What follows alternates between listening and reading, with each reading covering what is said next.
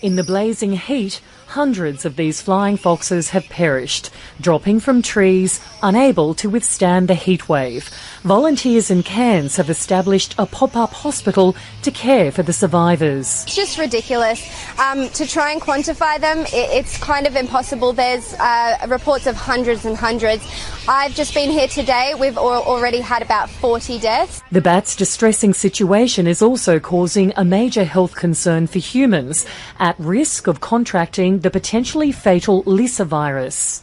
We've seen a lot of bat bites over the last 24 hours. We normally see 30 to 40 bat bites or scratches in a year.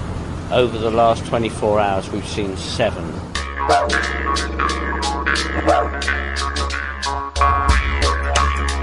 G'day guys, and welcome to Aussie English. My objective here is to teach you guys the English spoken down under. So whether you want to speak like a fair dinkum Aussie, or you just want to understand what the flippin' hell we're on about when we're having a yarn, you've come to the right place. So sit back, grab a cuppa and enjoy Aussie English.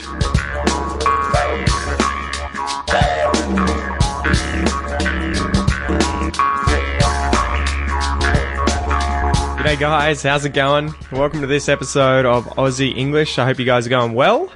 Man, it's a hot day.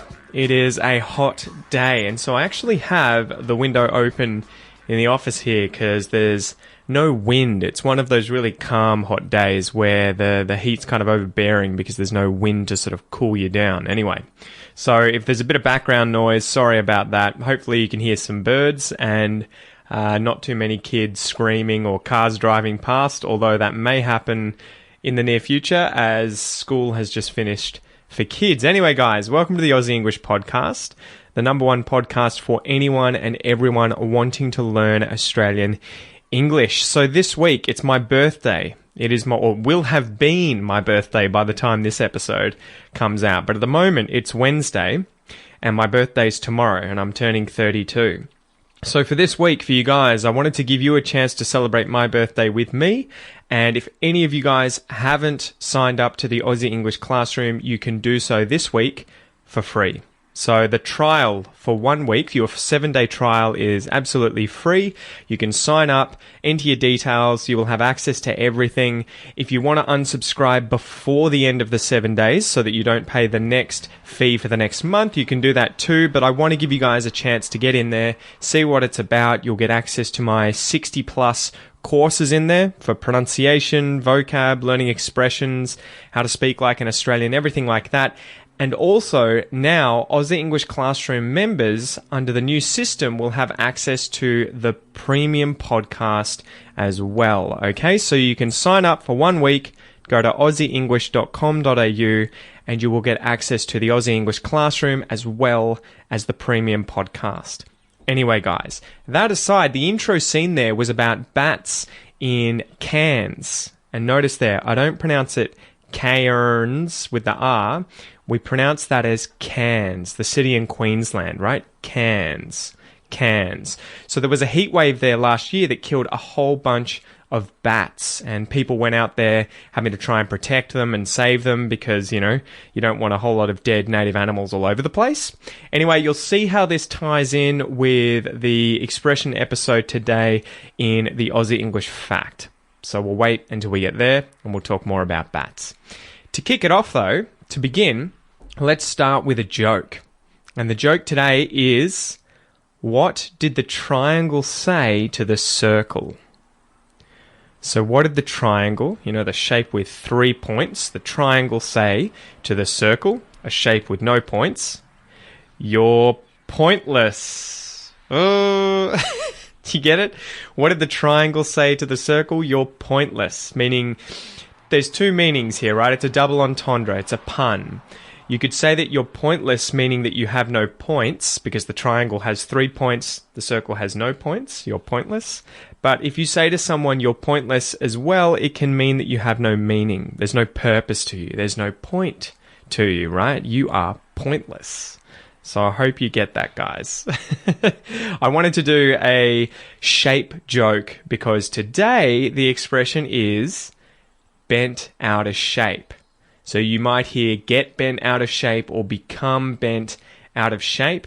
And it can be bent out of shape at someone, bent out of shape about something, or bent out of shape over something. You can kind of use about or over. It doesn't really matter in that case. So before I define the expression, let me define the words in the expression, bent out of shape.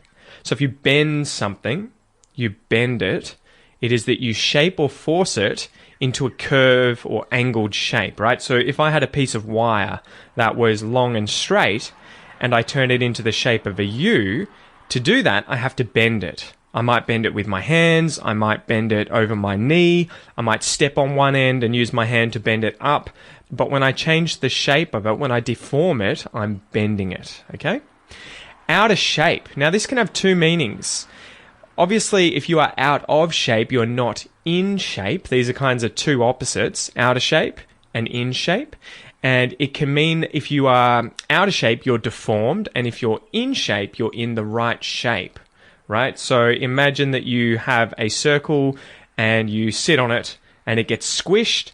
It gets out of shape because now it turns into an oval and it's no longer a circle, right? But you might also hear out of shape and in shape to talk about people's fitness. So for instance, at the moment, I have gained a bit of weight since I have been to Canberra and then moved back to Ocean Grove. And I've lost my fitness, so I've become out of shape.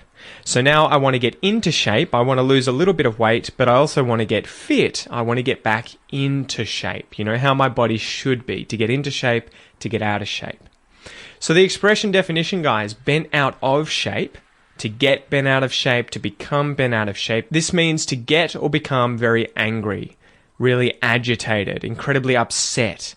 Or it can be that you've taken offense to something that someone said, right? Which usually means you become angry, agitated, or upset.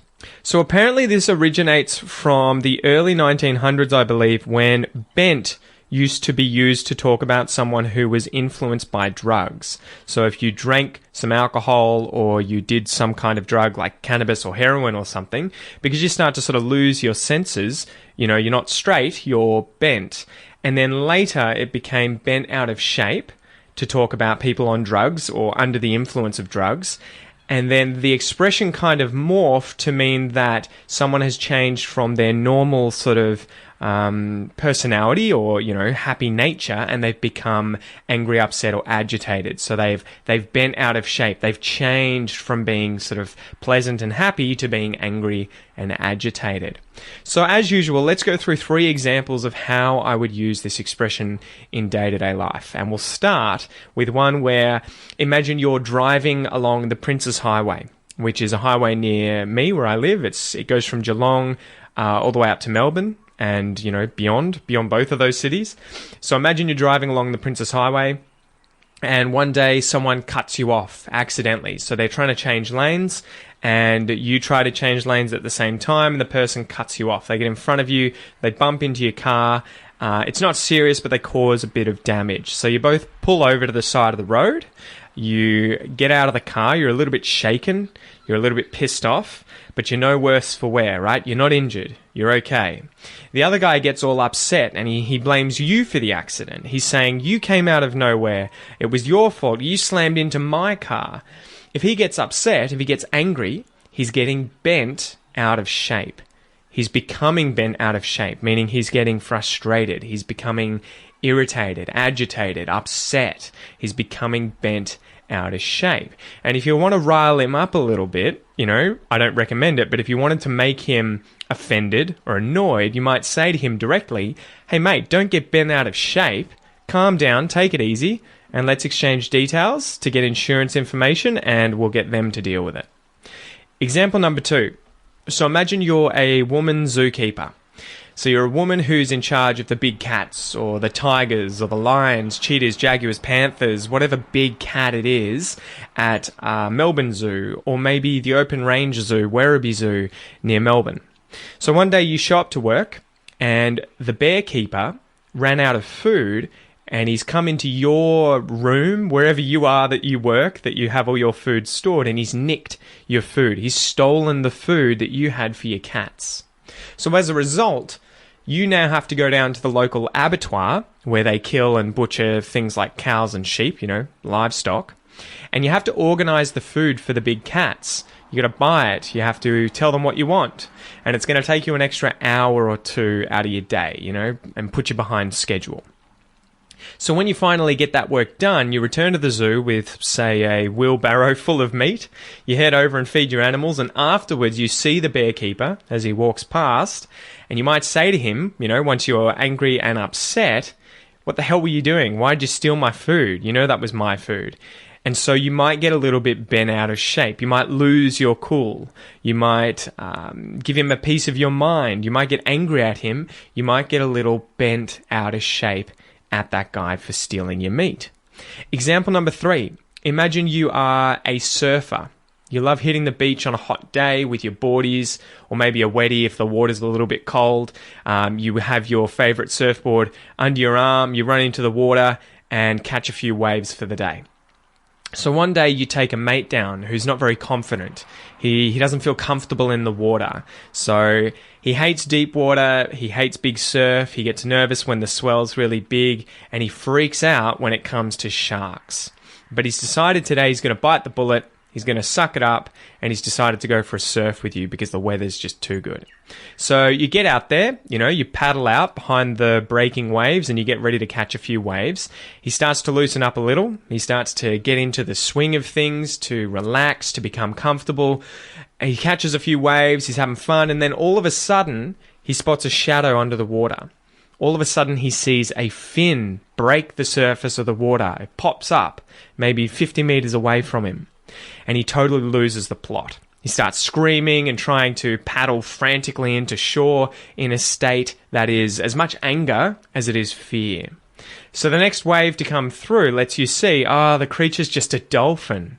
It's just cruised in because it also wants to partake in a bit of surfing because the day is such an awesome day. So you might scream out to your mate, "Dude, don't worry, it's just a dolphin." No need to get bent out of shape. No need to get upset. No need to get angry, freak out. No need to get bent out of shape. It's just a dolphin, mate. So there you go, guys. Hopefully now you understand the expression to get bent out of shape, to become bent out of shape. It means to become angry, to get frustrated, agitated, or upset. Or it can mean to take offense at something, okay? So as usual, guys, let's go through the little listen and repeat exercise. This is your chance to practice your pronunciation. So listen and repeat after me. Don't. Don't get. Don't get bent. Don't get bent out. Don't get bent out of. Don't get bent out of shape. Don't get bent out of shape. Don't get bent out of shape.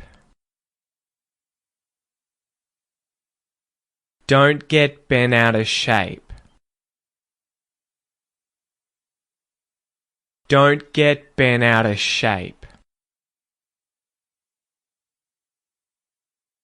Now, there's some really interesting stuff going on there that I've just noticed regarding pronunciation. So did you guys hear any example of me saying the T there? When I say don't get bent out of shape, do you hear a hard T? T, t, t. Or do you hear no T's, maybe a T flap? Don't get bent out of shape.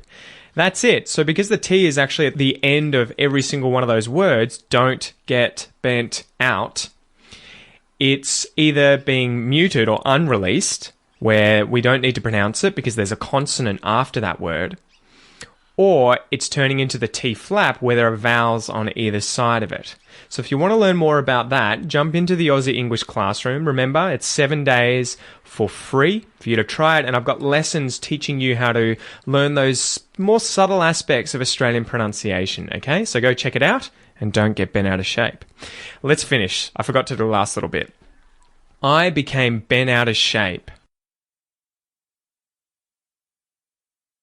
You became bent out of shape. He became bent out of shape. She became bent out of shape. We became bent out of shape. They became bent out of shape. It became bent out of shape. Good job, guys. Now, it isn't obligatory. You don't have to avoid saying those T's or using the T flap. You can pronounce them. It became bent out of shape. However, if you want to sound more like a native speaker, practice the way that I say things. Try and focus on how I leave T's unreleased or I use the T flap. It takes time, but you'll sound a lot more natural when you're speaking English. And if you want to see my video on the silent T in English, just search Silent T Aussie English on YouTube and you can check it out. There'll be a link in the transcript to that video. Anyway, so the Aussie fact for the day. So I was sitting here and I'm like, what am I going to talk about? You know, bent out of shape. How can I tie in something Australian with this expression, bent out of shape? So I was thinking bent, okay, bent out of shape, bent, the word bend, you know, to bend something, bent. Then I thought bent wing bat, which is a type of bat in Australia. And then I thought, wow, okay, bats. Yes, bats we haven't talked about on the podcast yet. And they're sort of a common feature in Australia. You'll see them everywhere. So I thought today we'll talk about Australian bats. So bats are the only mammals capable of sustained flight and are believed to have first flapped their way all the way to Australian shores through Southeast Asia some 23 to 34 million years ago during the Oligocene. Since their arrival, or perhaps series of arrivals, they've diversified into 77 species that now call Australia home. Australian bats have since become an important part of the Australian ecosystem as they act as important pollinators of native plants, they disperse seeds over wide areas, and they also vacuum up insects by the millions on a nightly basis. So there are two types of bats in Australia. You've got your microbats and you've got your megabats. As the name suggests, microbats are relatively small, right? Microscopic, microbat, small bat. And they've got a wingspan of up to 25 centimeters and feed primarily on insects such as mosquitoes. They use echolocation to navigate in complete darkness, as well as to track down their unsuspecting prey victims whilst flying at night. That said, they still have eyes and they can still see. So that expression, blind as a bat, meaning you can't see, is actually somewhat biologically inaccurate. Some species of microbats spend their days deep within caves, whilst others rest below tree bark or in man-made structures like houses and buildings before coming out at night to hunt. The other type of bat is the megabat. Megabats, or fruit bats or flying foxes as they're also known because of the diet that they eat or the fact that they look like foxes, on the other hand, they have a wingspan of up to a meter, right? Maybe a little bit less than a full-grown adult, you know, with their arms spread out.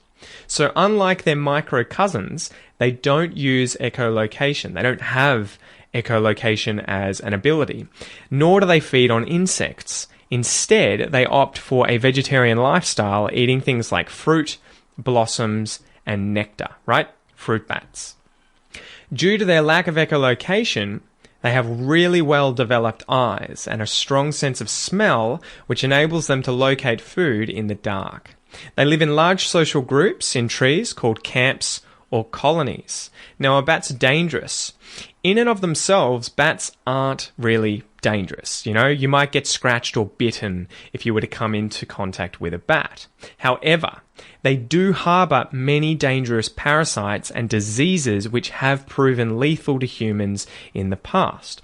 3 examples include paralysis ticks, one of the 70 or so tick species in Australia which can inject a potent neurotoxin into its host, whether it be an unfortunate bat, horse, dog, cat, or human.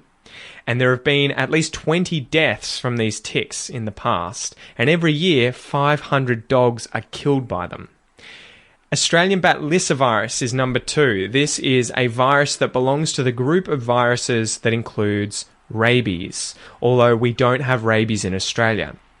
However, Lissa virus is carried by bats in Australia, and anyone working with bats or likely to come into contact with them usually has the vaccination for this virus. I remember my mum getting 3 of these vaccinations when I was a kid because she was a biologist working with bats, and it was like a bright pink fluid that they were injecting. So the virus can be spread through bites and scratches from bats, and the early symptoms are flu-like, including headaches, fevers, and fatigue. The illness progresses rapidly, leading to paralysis, delirium, convulsions, and death, usually within a week or 2. Although the vaccine will prevent death if you receive it before or shortly after a bite or scratch from a bat, by the time symptoms arise, it's usually too late to be cured and you are certain to die, unfortunately. And there have been 3 human deaths since 1996 in Australia. The last one is the Hendra virus. Now, the Hendra virus is a virus that infects large fruit bats or flying foxes. Sometimes the virus can spread from flying foxes to horses, which can then pass on in turn to human beings. Usually they're trainers, the trainers of horses, or the vets. The virus was only discovered following an outbreak in 1994 in a large racing stable in the suburb of Hendra in Brisbane, hence the name. Symptoms usually arise within the first 3 weeks after infection, including fever, cough, sore throat, headache, tiredness. All are common initial symptoms, and it leads to meningitis or encephalitis, inflammation of the brain, which can develop causing headaches, high fevers, drowsiness, and sometimes convulsions and coma. And the Hendra virus infection can thus be fatal. Since 1994, 81 horses have died from the infection and 4 human beings have lost their lives to it, the most recent occurring in 2009. There's no cure to the virus. You just have to get treatment in hospital until it passes or it gets the best of you. So, bat die-offs, culls, and their danger to humans. Because of the health risks that bats can pose to humans and pets as well, and the fact that flying foxes tend to live in large numbers and within close proximity to humans, bat culls are often carried out when numbers reach plague proportions, when there's way too many bats. So hundreds of thousands of bats can be killed by councils around Australia when they become a serious danger or are causing damage to trees in botanical gardens. When they're not being killed by humans, they can suffer mass die-offs because of extreme weather events in Australia, such as heat waves. For instance, and as in that video at the start of this episode, in 2018, the heat wave in Sydney killed 100,000 bats in a weekend, a single weekend. This is because they can't sweat. They can't really regulate their body temperature without flapping their wings or just finding shade. So if the temperatures rise too much and for too long, bats can die. So what should you do if you see a bat? Don't touch it. Okay? Seriously. Don't touch bats unless you've been vaccinated. Call your local wildlife hotline. If you find one that's in distress or in need of help, you can usually find those via a quick Google search. And if for whatever reason you must handle the bat or move the bat, cover the bat with a towel or clothing and make sure you avoid skin contact with the bat. If you're scratched or you're bitten or even come into skin-to-skin contact with the bat, see a doctor immediately. Seriously. See a doctor. Anyway, guys, I hope you enjoyed this episode today. It's been a bit of a long one, but there's loads of facts in there. I hope you guys like bats too. I hope they don't freak you out. Make sure that you check out the Aussie English Classroom, guys. Remember, for this week, because it's my birthday, you will get access for free. If you haven't signed up for your first 7 days, you'll be able to access all the courses, all the podcasts. Get in there and give it a go and see if it's for you. Other than that, thanks so much for joining me, and I'll chat to you soon. See ya. G'day, mate.